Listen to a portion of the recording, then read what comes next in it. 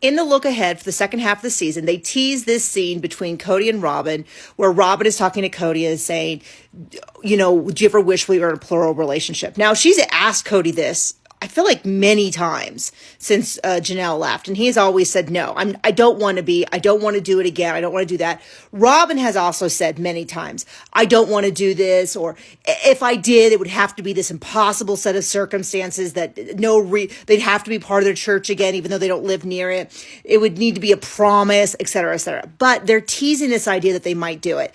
And if I get one birthday wish this year, it would be that they tried to be a plural family again, because it would be such an unmitigated disaster. It would bring me so much joy, because this is just a hot mess. There's no way she would stand for anyone taking away Kody's attention. She'd be calling during the dates. She'd be setting unrealistic standards for what's appropriate. There's just no way it would go. And I don't think Kody doesn't even seem to really like women. I don't even know that he even likes Robyn that much. I think he likes her more than he liked his other wives. But I think he has a very dim view of all women.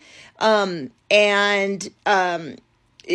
would just be an absolute disaster. But the only reason why I'm holding out any hope that it might happen is because they desperately need a storyline. They need something.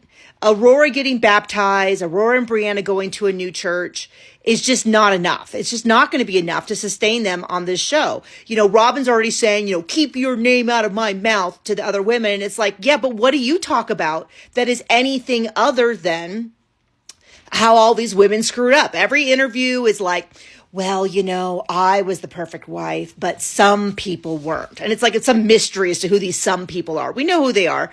And when she's done talking about Janelle, Christine, and Mary, there's nothing left for them to discuss. They don't want to discuss their businesses. They don't want to discuss their private life. It's very rarely that we see inside their house. All of their family things are these really overproduced moments that just aren't that interesting. Like, we don't, you know, like Janelle yelling at David not to crush that was interesting. And you know, she didn't plan that out. It wasn't like she sat at home, but all of their conversations feel like they have a big whiteboard and they've scripted out the conversation, and I'll say this and I'll say how important it is for you to be a father, and he'll say how badly he's been hurt, and then everyone will see how we're right and everybody else is wrong. And it's just not happening. And so they're going to need some storyline.